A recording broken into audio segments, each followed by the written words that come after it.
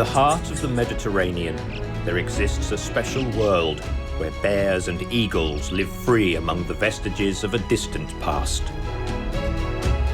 It is a veritable treasure trove of biodiversity that, from the Alps to the islands facing Africa, is home to riches of inestimable value.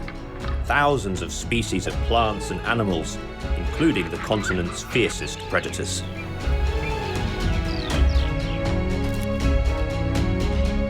This is Italy. Here, among the art and the history, a wild heart beats.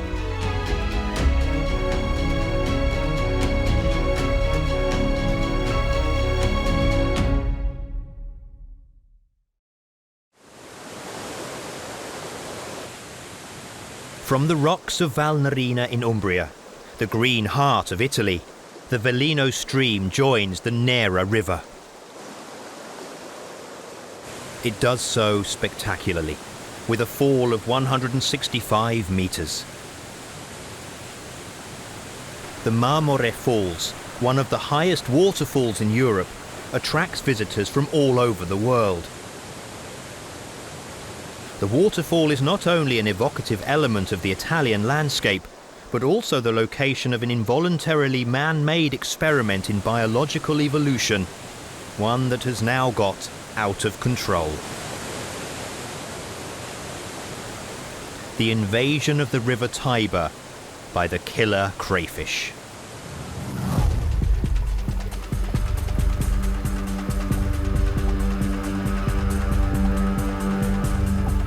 Many biologists study this phenomenon. All fishermen are worried about it, but very few people know that the invasion of killer crayfish is completely changing the ecological balance of freshwater lakes and streams, and in particular is causing the demographic boom of fishing water birds which nest on the banks of the Tiber.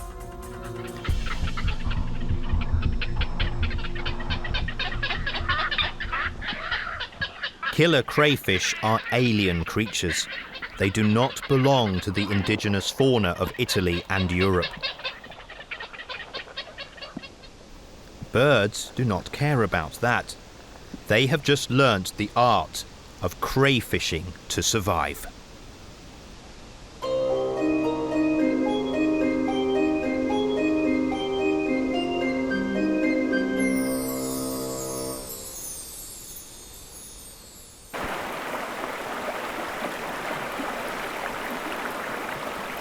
The water of the Marmore Falls begins its journey in the Apennine Mountains, when the warmth of early spring melts the snow and feeds the Velino River.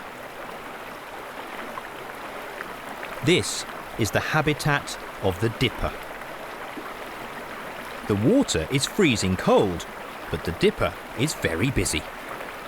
It is looking for caddisflies, aquatic insects that live among the rocks on the riverbed and try to protect themselves inside a case of pebbles. But the dipper knows how to flush them out, and especially how to locate them, even without the help of a mask.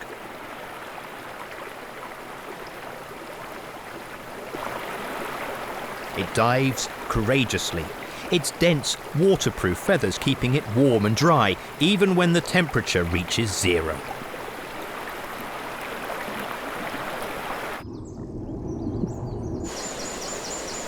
This pair of dippers' nest is in a small, mossy cradle attached to a rock overhanging a small waterfall.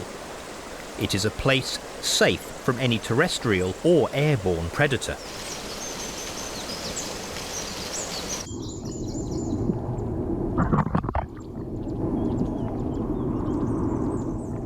Just upstream from the waterfall, the river water is used to fill large tanks where American trout and crayfish are grown for human consumption.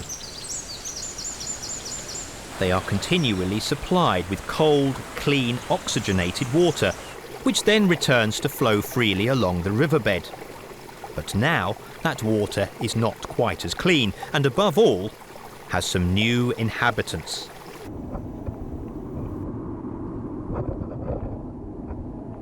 A system of nets is supposed to prevent fish and crayfish from ending up in the water. It works most of the time, but not always. Some crayfish manage to escape and establish themselves in the river.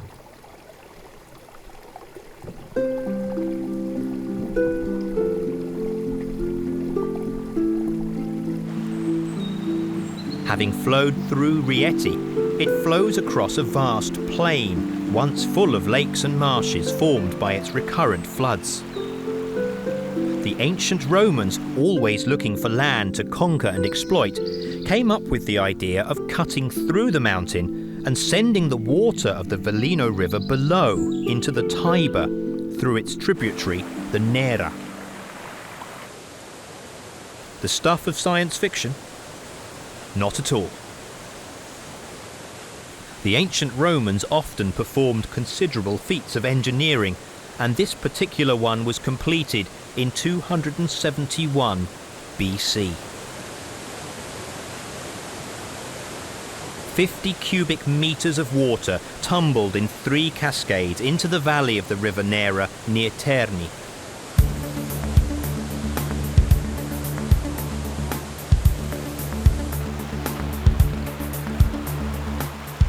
The waters are home to some crayfish that have brilliantly handled the 165-meter plunge thanks to their protective shells.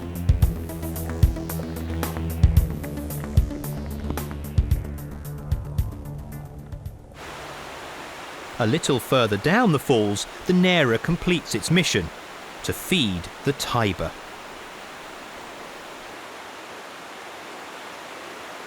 The Tiber is the 3rd longest river in Italy. It rises in the northern Apennines and flows for about 400 kilometers through Tuscany, Umbria and Lazio. The river flows slowly through a thick forest of willows, poplars and alders.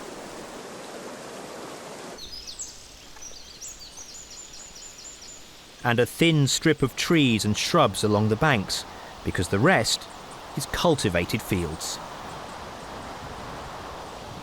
The environment has been much altered, crossed as it is by the highway, but it is no less rich in wildlife for that. Hunting has been banned for years, and the animals have understood this. The deer that usually take refuge in the dense woods of the hills descend into fields on the banks of the river as far as the hedges and trees growing on the shore.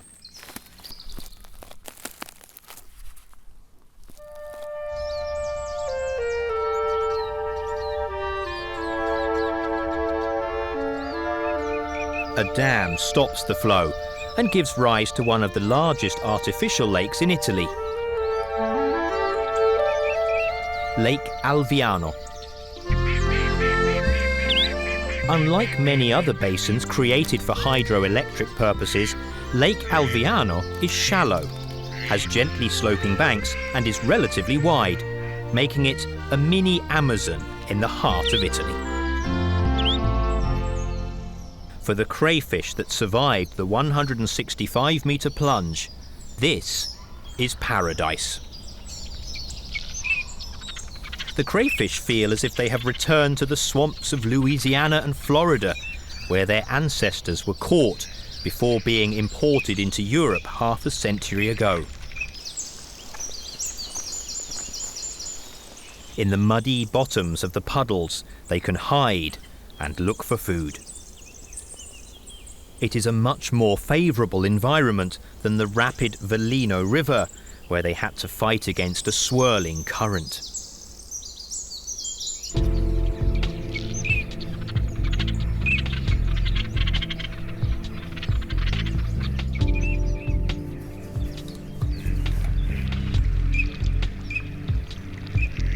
The fog gradually recedes over the expanse of waters and reeds. The birds seem to pierce the dense mantle with their calls.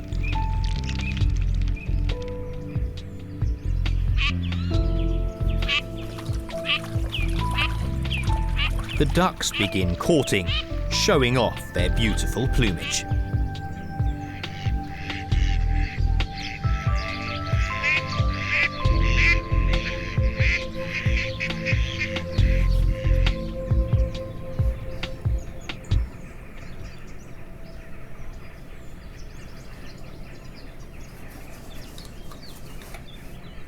The Garganets still have a long way to go, but in the meantime, the males fight for the favours of the females. These little ducks migrate all the way from West Africa as far as Mongolia and Siberia, and on their way they stop briefly in the Tiber Valley. They are in a hurry and don't want to waste a minute. If they can get married en route and arrive at their destination as a couple, why waste the opportunity? A pair of shelducks woo each other. They don't need to migrate. They will stay here to nest. They are elegant, but rather aggressive creatures. The males will not tolerate other ducks, even small Garganets.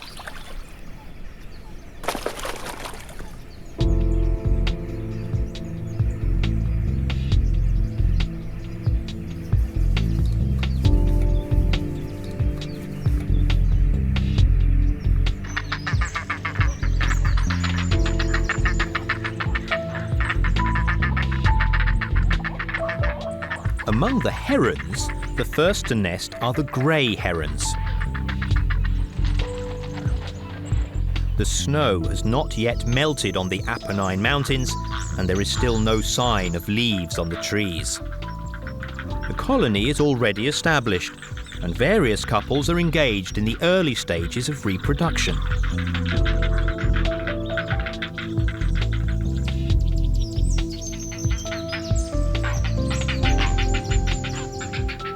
First, they have to occupy a good fork in a tree. Then, restore last year's nest or build a new one.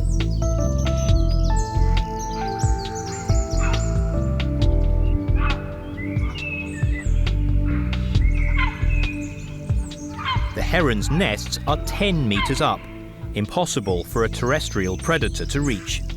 The male reaches it via a long branch, but it is up to the female to arrange the nest. The couple greet each other formally. They are armed with sharp, powerful beaks, so it is always advisable to take the time for a reconciliation ceremony.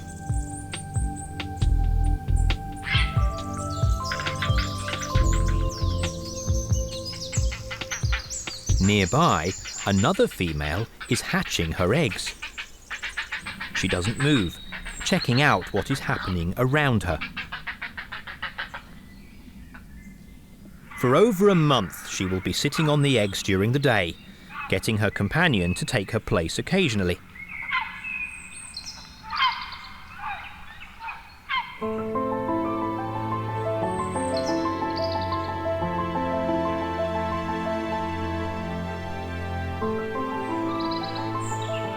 The couple is now beginning its reproductive adventure with a carefully balanced acrobatic mating among the branches. The forest is still bare, but at the top there are gems.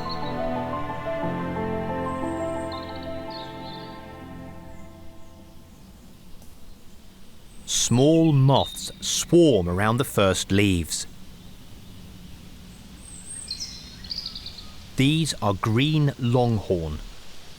The males, with their very long antennae, are looking for females.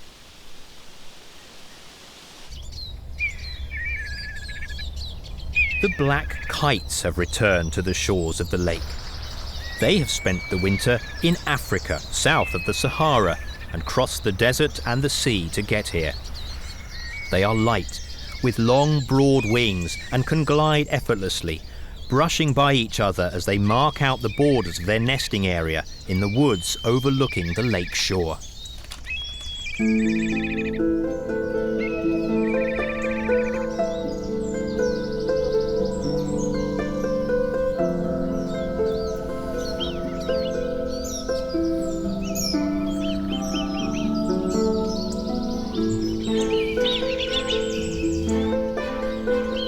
Now the couple starts their courtship in the poplars.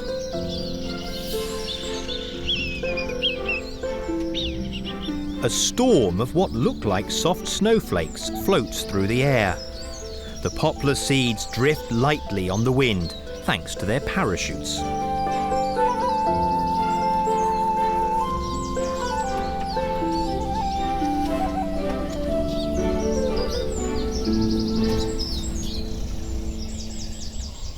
The penduline tit has taken advantage of it to build its soft hanging nest, a small masterpiece made of poplar fluff.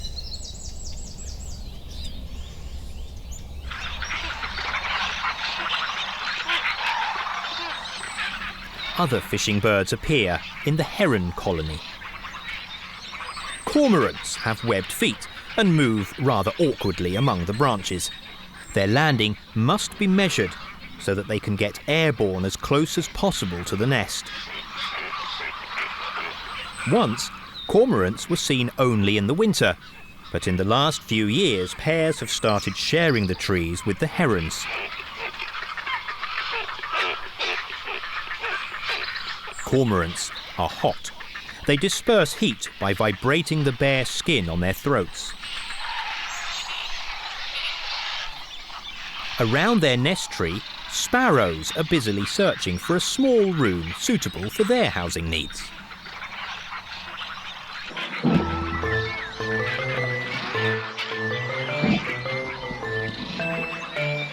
From the top of the trees falls a continuous rain of guano, a concentrate of natural chemical compounds that fertilises the water and the soil, encouraging an explosion of life that has its roots in the fertile silt on the ground.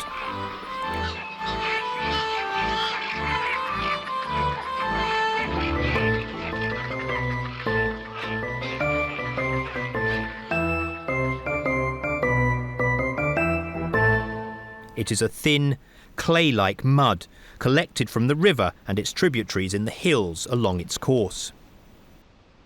Many of the small animals that thrive in these waters function as delicate filters, like freshwater mussels. Mayfly larvae use special appendages to direct a stream of water full of organic particles towards their mouths. The juvenile form of caddisflies live in a case made of pebbles, cemented together by the mucus secreted by these small creatures. With their soft and defenceless bodies, this is their only hope of remaining safe.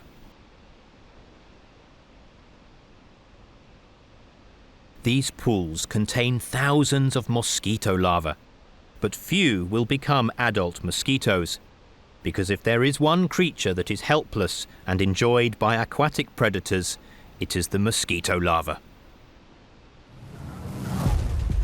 If the larvae are disturbed, they move jerkily with serpentine movements and immediately push themselves downwards to reach deeper, safer water. At least, sometimes safer water. At the bottom of the pond is one of their deadliest enemies, lurking in their larval phase, the juvenile form, or nymph, of a dragonfly. A creature so well camouflaged it resembles organic debris. The dragonfly nymph moves very slowly and waits for its prey to come within striking distance of its buccal apparatus, which shoots forward like a net to capture and grip the victim, which has no chance to escape.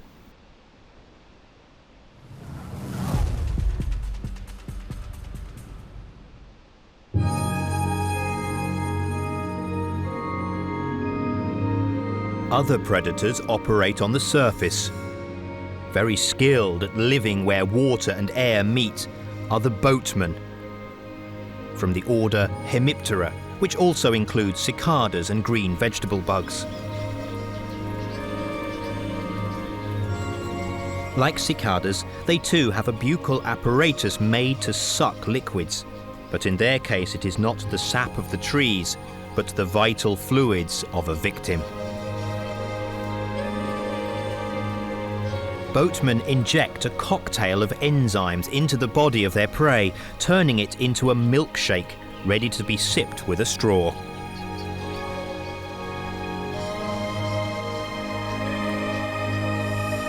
The crayfish are literally swimming in a soup of potential food.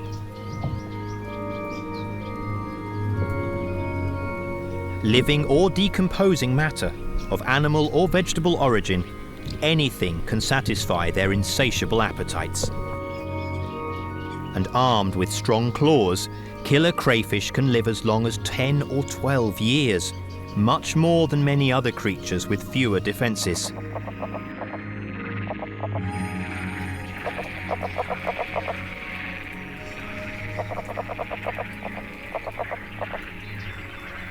A group of egrets has found where the newts have come to reproduce and where the larvae of these amphibians begin to develop like small fish with legs.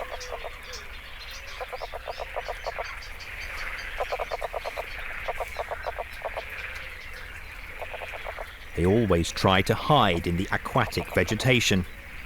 They weigh just half a gram, but are so easy to catch that the little egrets make the effort.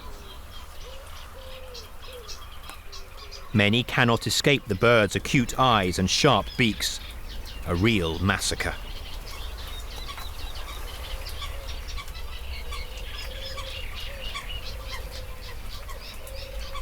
The little egrets keep their distances.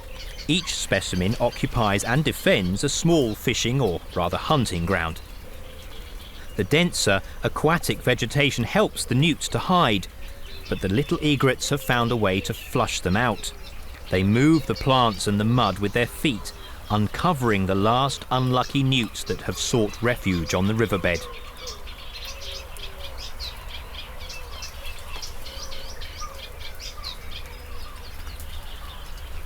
Of 1,000 tritons, perhaps 10 will survive, the minimum needed to ensure the continuation of the species in the year to come.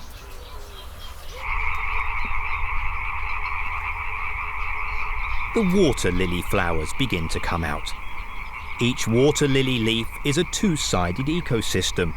The top serves as a resting point for dragonflies.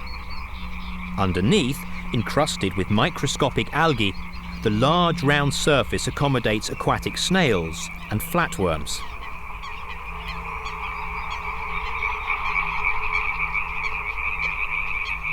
Flatworms are organisms of great biological and evolutionary interest for their ability to regenerate.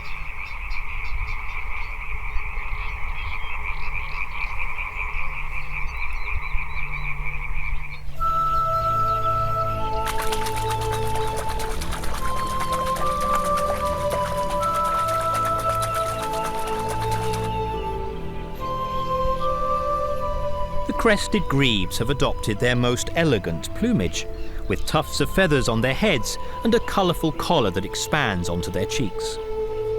The couple renews its bond with the penguin dance, so called for the upright position taken by the two dancers. They approach each other and offer aquatic plants that will be used to build the nest. Then they ceremoniously shake their heads to show off their collars.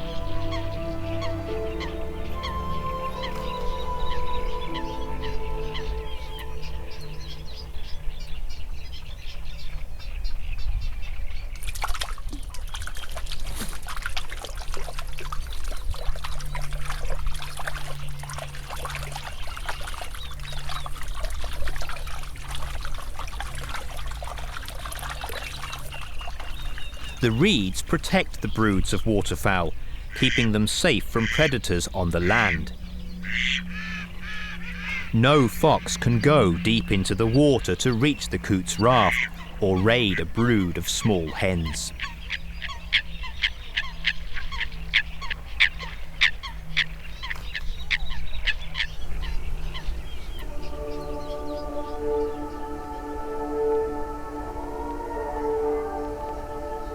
The masses of insect cocoons open up, aquatic in the larva state and aerial when adults.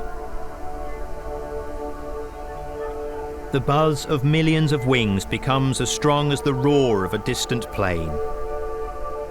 Chironomids, tiny mosquito-like lake flies, although fortunately not bloodsuckers, swarm en masse at sunset.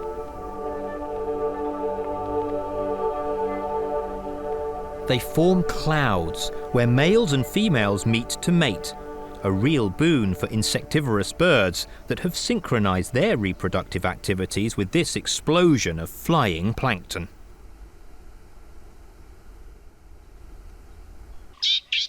A pair of reed warblers builds a nest suspended among the reeds. They have arrived after a very long flight. They come from tropical Africa.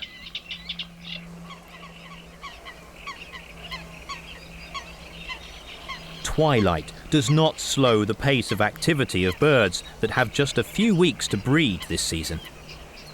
Fishing conditions are good even when the light decreases, because the fish approach the surface and do not notice the silhouette of a heron in the advancing darkness.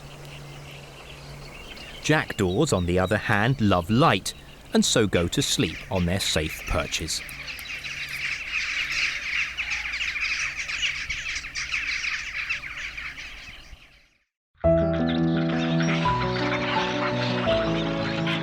The water, carried by the river, fed by the snow that melts in the mountains, has submerged the base of the trees and created a maze. Herons have established their colony in its innermost, inaccessible heart. A few years ago, this forest was almost silent, and there was not even one couple with a nest. Today, there are thousands of them.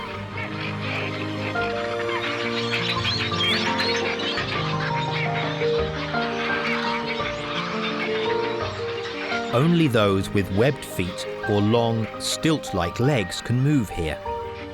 Many other species have joined the grey herons, and the city of birds is a lively place.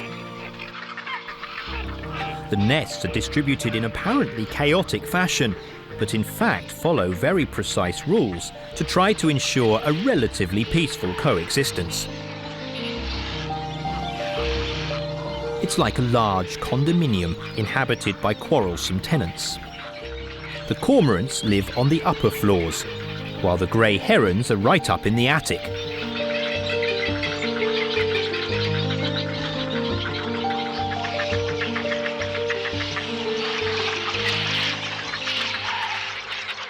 The spoonbills occupy the ground floor. They move awkwardly on the branches and prefer to stay low, where a fall would be less disastrous. Some youngsters have left the nest and are squabbling while waiting for their parents to arrive with dinner.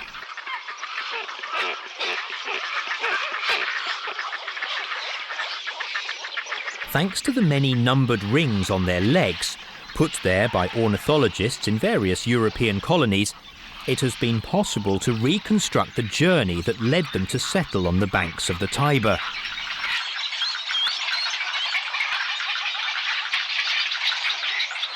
This specimen carries a Hungarian passport. Dozens of pairs of cattle egrets and small egrets fight for the possession of the best branches on which to breed. Each time they return to the nest with a crop full of food, the parents risk losing an eye or being badly injured. Such is the greed of the hungry chicks waiting for them in the treetops.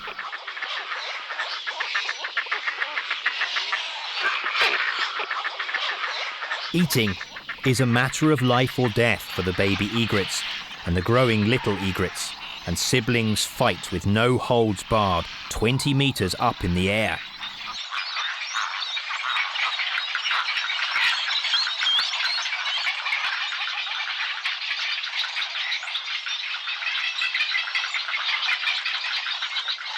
Some end up in the water, but here there are no piranhas or crocodiles. Gradually, the little heron can reach the shore and get dry.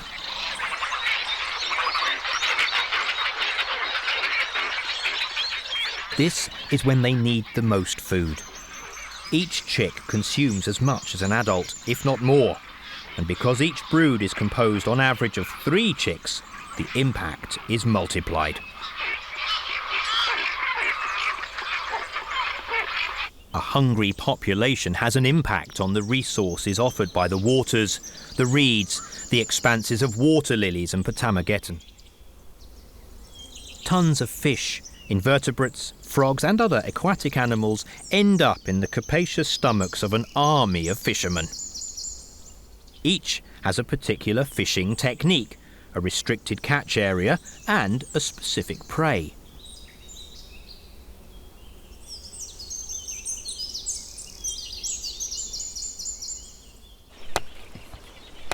The egrets have found a school of small fish just below the embankment of the dam. They fight to get the best position. Some prefer to fish in solitude. There is too much confusion near the dam.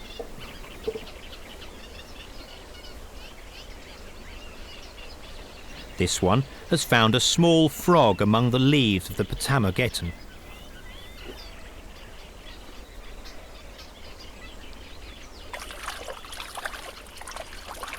In spite of their rather cumbersome beaks, spoonbills are very good at eating small and medium-sized fish. Some crayfish can end up amongst them.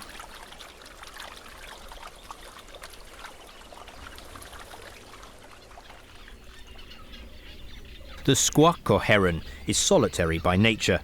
Approaching cautiously, it will only strike if it is sure not to fail.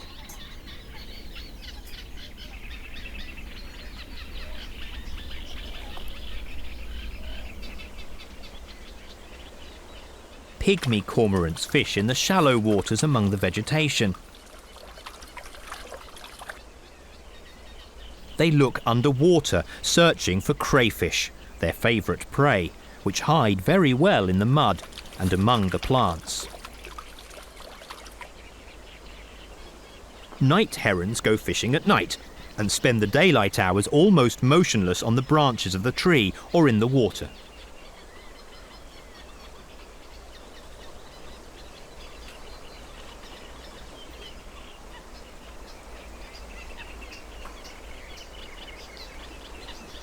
Cattle egrets are hunting for earthworms in a swampy meadow.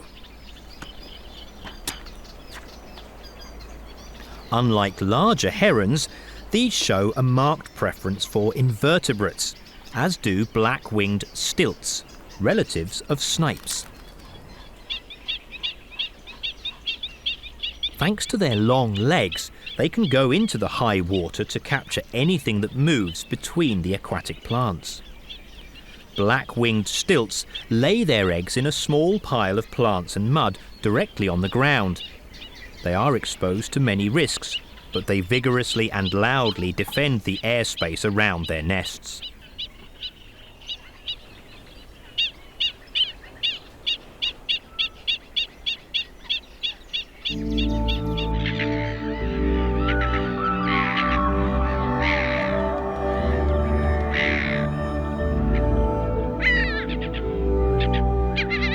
Laterinos are small fish weighing a few grams, but 10 laterinos make almost 1 ounce, and 50 laterinos make the average daily ration of a cormorant. The cormorants fish in groups, pushing the shoals of the fish to the bottom, trapping them between the banks and the open water with their bodies.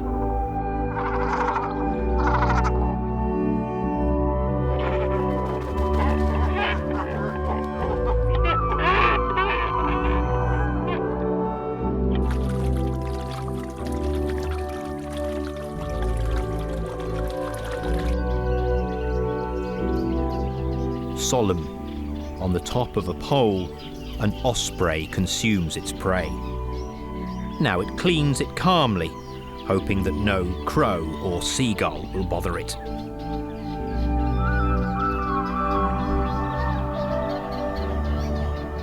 Everyone, big and small, goes fishing. A kingfisher has timed its dive perfectly. Although tiny, this bird is perhaps the most skillful of fishermen. Out of 100 attempts, it misses no more than 10.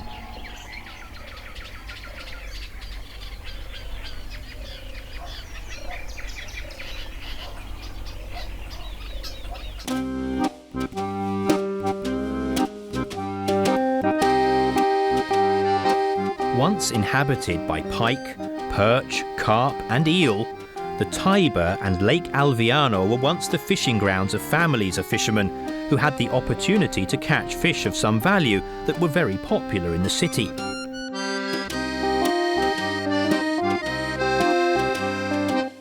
Then, at the end of the last century, the ecological balance was destroyed because the river and the lake were invaded by exotic fish, true aliens, imported to meet the demands of fishermen without the slightest concern about what might happen. The indigenous species have disappeared thanks to the alien species, and because they are of no commercial interest, no one catches them anymore.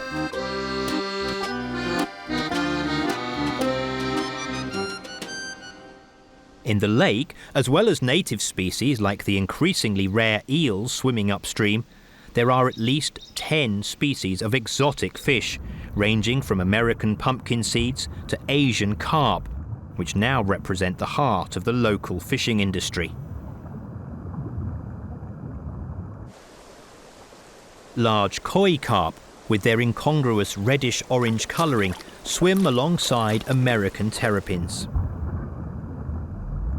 American terrapins are now common.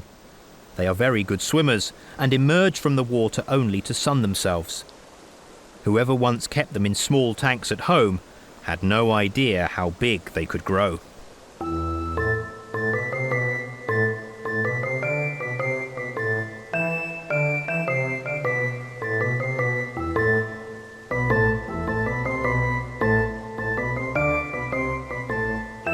A grey heron is peering through the reeds. It has spotted something interesting.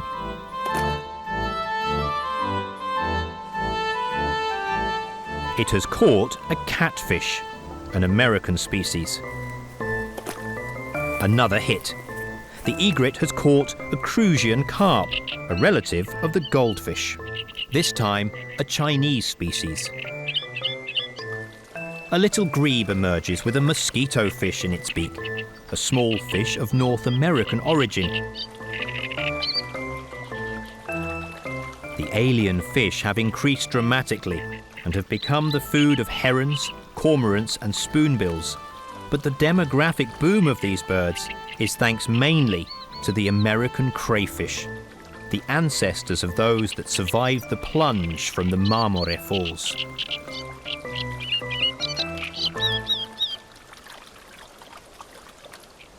This family of grebes has specialised in hunting killer crayfish. This one is a bit too big, and the chicks have some problems eating it.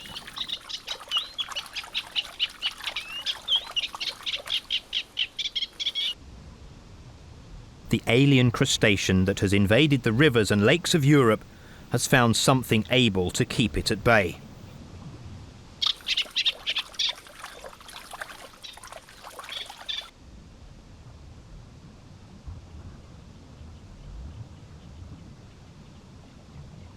The crayfish are the staple on the menu for each species.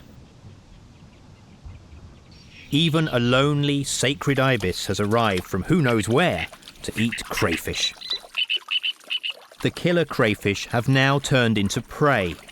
They provide 90% of the food in this ecosystem, now modified by the presence of exotic species, fish, turtles, but also coypu.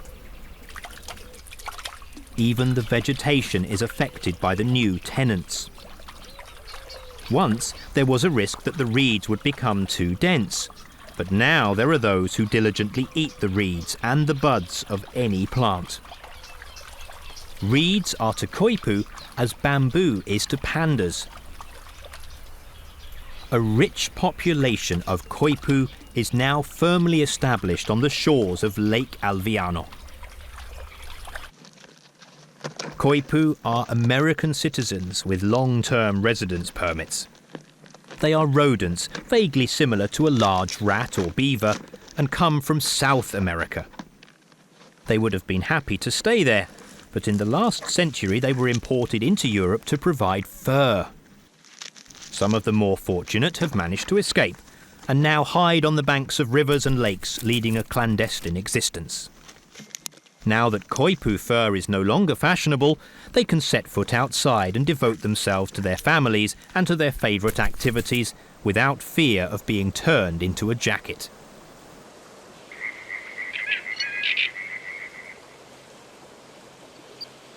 Coypu reproduce rapidly, and today there are millions across Europe. They are beginning to have an effect, destroying aquatic vegetation, eating crops, and digging deep burrows that undermine the banks of lakes and rivers.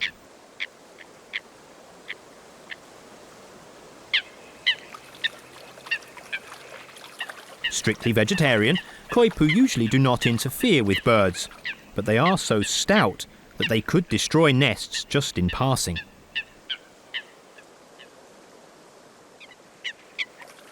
Females can give birth to litters of as many as 10 or 12 young, but usually they are smaller, and they treat them with great care and attention.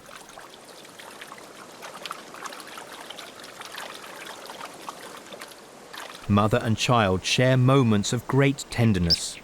Who said rats, even giant ones, cannot be affectionate?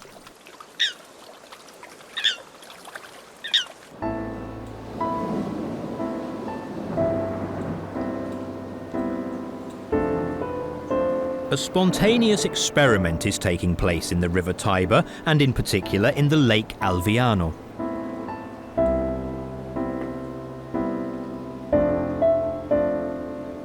The lake is a globalized ecosystem, an anticipation of what could be the future of many environments around the world, which have been gradually conquered by a handful of adaptable and intrusive alien species that hunt indigenous species but also cohabit with them, establishing a new and complex network of ecological links.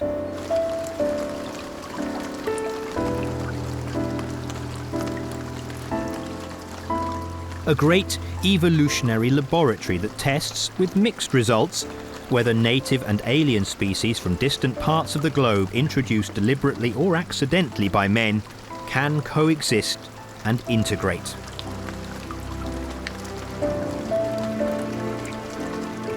In this great experiment of globalized biodiversity, although the actors have changed, the law is always the same: eat or be eaten.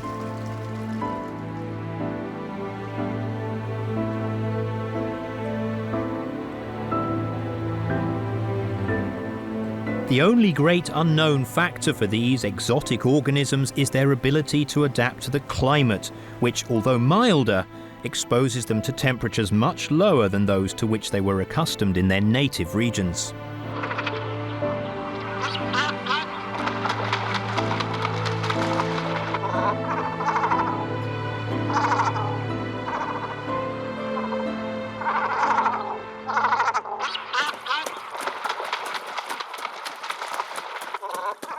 Flocks of cormorants invade the lake, adding to the residents who are suddenly overwhelmed by northern migratory birds.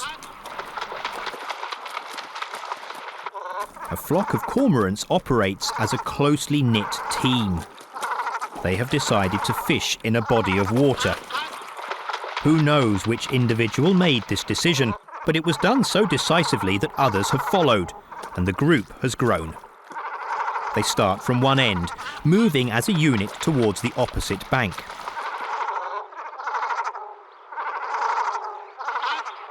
They dive and emerge with almost perfect synchronization. Their sharp, hooked beaks catch fish that cannot escape.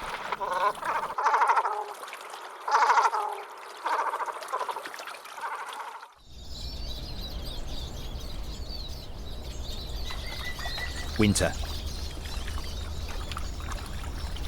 In Lake Alviano, many of the herons, such as the night herons, the squarco herons, the purple herons, and most of the little egrets, have departed for warmer climes.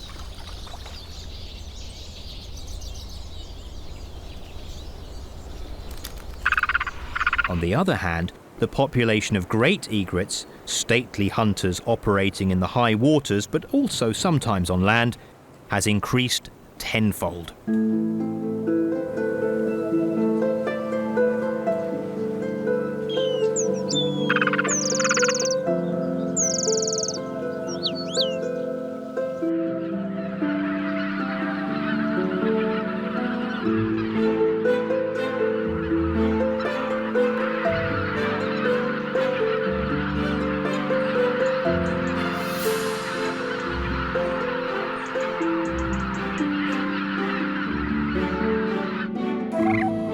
it has snowed, and the lake is covered in a thin slab of ice.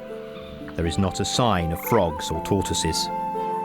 The bittern chooses this season and the last hours of daylight to go fishing for crayfish. It searches carefully in every corner of the bank. The crayfish and other exotic species that have invaded the Tiber fear the cold. They come from tropical climates and have no experience of snow, let alone ice. So every year they face winter by hiding in the mud and in the earth. Yet they are destined to overcome this environmental challenge thanks to ongoing climate change.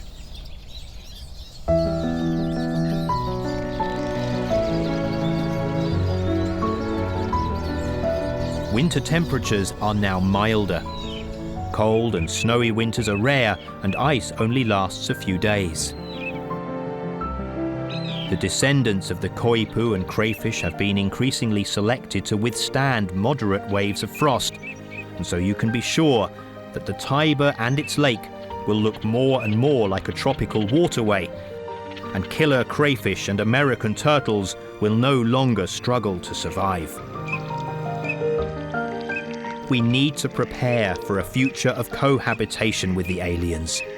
The river of the ancient Romans has taught us that a new coexistence is possible.